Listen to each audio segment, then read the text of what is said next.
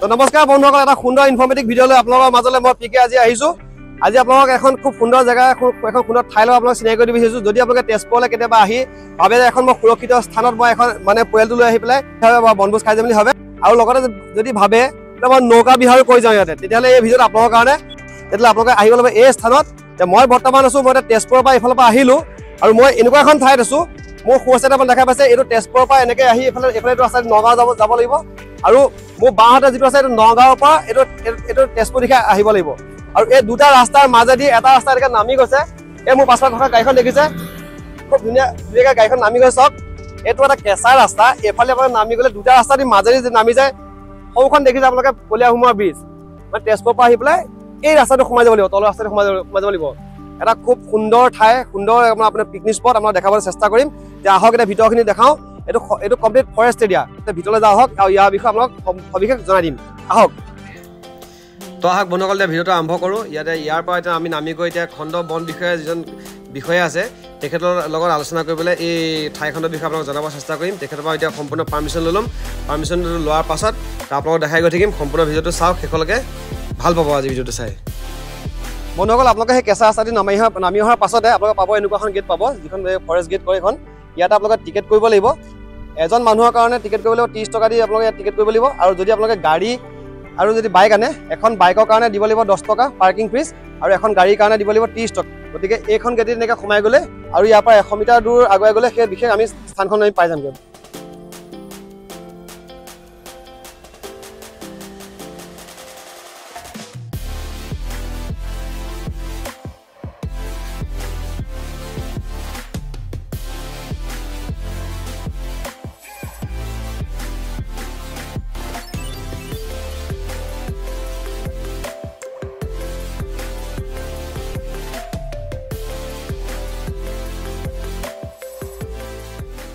বন্ধুসকল, সোমাই আহিলোঁ সেই বিশেষ স্থানখনলৈ, ঠাইখনলৈ সোমাই আহিলোঁ। সোমাই আহি এখন দেখিলোঁ, নাওখন আছে, এখন পৰিত্যক্ত নাও দেখা পালোঁ। আৰু নাওতে কেইজনমান ল'ৰা মানে উঠি আছে, ফটোশ্বুট কৰি আছে। ভাইটি ক'ৰ পৰা আহিছা তোমালোক? হোজাইৰ পৰা আহিছা? আগত আহিছা নে ইয়াতে? আগত আহিছা? এতিয়া কি ফটোশ্বুট কৰিব আহিছা নে আজি থাকিবা ইয়াতে? যাবাগে? জেগাখন ভাল লাগিছে ন?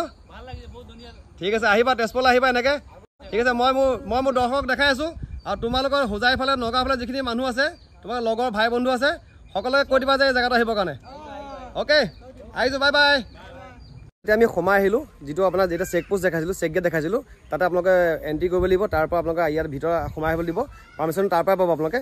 তাৰ পৰা টিকেট কৰি আপোনালোকে যেতিয়া ভিতৰত সোমাই আহি পেলাই এনেকৈ আহি পাবহি। আপোনালোকৰ অলপ দূৰ আহিলে 100 মিটাৰমান আহিলেই আপোনালোকে পাব বনখণ্ড বিষয়া কাৰ্যালয়। এইটো দেখিছে ফৰেষ্ট বিট অফিচ, আৰু এইটো হৈছে তেখেতলোকৰ মেইন অফিচটো। আৰু এইটো হৈছে কাজিৰঙা টাইগাৰ ৰিজাৰ্ভৰ আণ্ডাৰত পৰিচালনা হৈ আছে এই বিশেষ ঠাইখিনি। আৰু ইয়াৰ কাষতে যিটো এইটো ঘৰ দেখিছে, এইটো আপোনালোকৰ ইয়াত লজিং ছিষ্টেম এটা আছে। যদি আপোনালোকৰ ৰাতি কিবা থকাবিলাক যদি কিবা ব্যৱস্থা কৰিবলৈ ইচ্ছা আছে, তেতিয়া আপোনালোকে ইয়াত থাকিব পাৰিব। দুটা সুন্দৰ ৰুম আছে। ৰুমকেইটা দেখাবলৈ মই চেষ্টা কৰিম। এজন খুৰা আছে, খুৰাক লৈ গ'লে সেই ৰুমটো দেখাই দিম। তো বন্ধুসকল, এই যে যিজন বিশেষ ব্যক্তি দেখিছে, এইজনে হৈছে সেই খণ্ড বিষয়াজন, যিজনৰ অনুমতি সাপেক্ষে আজি মই ভিডিঅ'টো প্ৰস্তুত কৰিবলৈ সক্ষম হৈছোঁ। আপোনালোকে ভিডিঅ'টো শেষলৈকে চাওক। ভিডিঅ'টো অলপ দীঘলীয়া হ'ব পাৰে, কিন্তু শেষলৈকে চালেহে আপোনালোকে সম্পূৰ্ণ কথা বুজি পাব।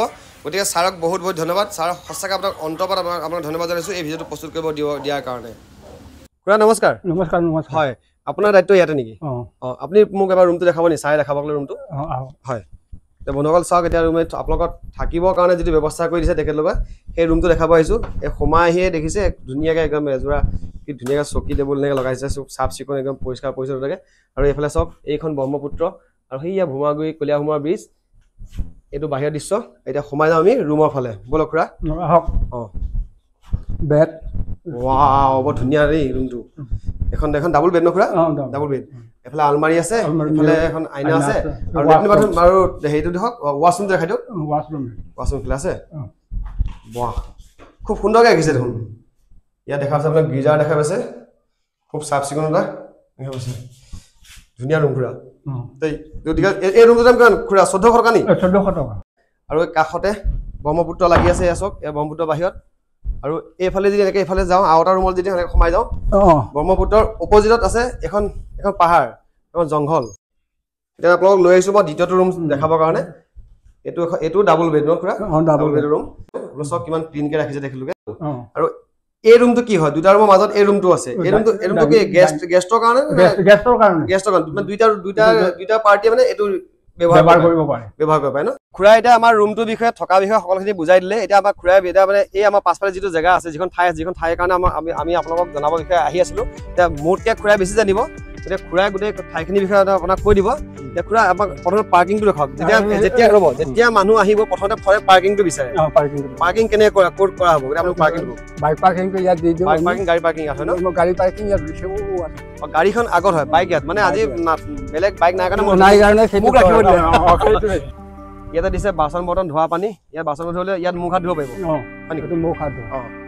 বন্ধুসকল মোৰ পাছফালে দেখিছে খুব ডাঙৰ বিশাল এটা ঘৰ দেখিছে এইটো কোনো মানুহ থকা ঘৰ নহয় কিন্তু এইটো কিন্তু টয়লেট ইমান ধুনীয়াকৈ একদম সুচাৰুৰূপে ধুনীয়াকৈ বনাই ৰাখিছে কি ধুনীয়া পৰিষ্কাৰ পৰিচ্ছন্নতাকৈ ৰাখিছে আপোনালোকে ইয়ালৈ আহিলে ইয়াত টয়লেট ইউজ কৰিব আৰু কিন্তু এটা কথা আপোনালোকক সকলোকে অনুৰোধ জনাওঁ ইয়াত আপোনালোকে যদি পিকনিক খাবলৈ আহে বা বনভোজ খাবলৈ আহে চিপছৰ পেকেট পানী বটল পেলাবৰ কাৰণে ইয়াত সুবিধা কৰি দিছে এনেকুৱা কিছুমান ডাষ্টবিনে পেলাব কিন্তু বাহিৰত ক'ত নেপেলাবচোন কাৰণ চবেই জানে যে তেজপুৰ কিমান চাফা জেগা কাৰণ আমাৰ দায়িত্ব আছে তেজপুৰখন আমি প্ৰতিপালকে ৰাখিব কেনেকৈ পাৰোঁ আমি সদায় নজৰ আমাৰ নজৰত কিন্তু সদায় থাকে তেজপুৰখন আমি কিন্তু কোনোবা কাৰোবাক দেখোঁ খুৰা আমি কৈ দিওঁ কিয় কাম কেনেকৈ কৰিছে কাৰণ আমি এইটো ইমান কৰি পোৱা নাই যে লোকে কৰিলে আমি বেয়া পাওঁ মানে হয় নহয় আমি বুজাই দিওঁ কথাটো বুজাই দিওঁ সেইকাৰণে বৰ্তমান এতিয়া তেজপুৰটো জনাজাত ক্লিন চিটি চবে আপোনালোকে যেতিয়া নৌকা বিহাৰ হয় ইয়াত বোলে ডলফিন লায় ডলফিন ইয়াৰ পৰা কিমান দূৰত চাবলৈ পাম প্ৰায় 2 কিলোমিটাৰ 2 কিলোমিটাৰ আঁতৰলৈ গুচি গ'লে মানে এইটো কাজিৰঙা দিশত তাত ডলফিন পইণ্ট আছে ডলফিন পইণ্টে আছে জীয়া ভৰলি আহি পাইছে এইফালে মানে জীয়া ভৰলিখন ব্ৰহ্মপুত্ৰত য'ত লাগিছে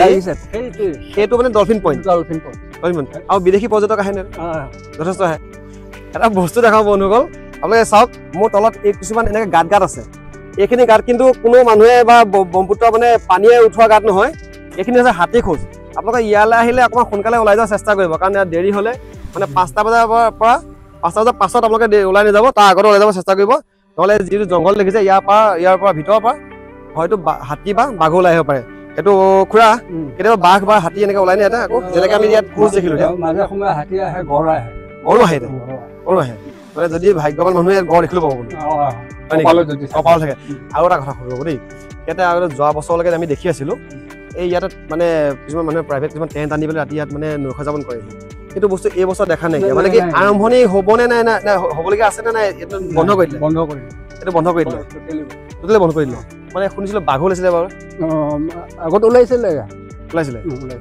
সেইকাৰণে বন্ধ কৰি দিলে মানে এইটো ভাল কাম কৰিছে বাৰু এইটো যে বালিচৰটো আছে ইয়াৰ পৰা মানে এতিয়াতো বাৰু পানীয়ে এইফালে বাৰু খহাই লৈ আহিলে আগতে বহুত দূৰলৈকে আছিলে মানে পিকনিক একদম ইয়াৰ পৰা গৈ একদম আপোনালোকৰ এৰিয়া তালৈকে আছে মানে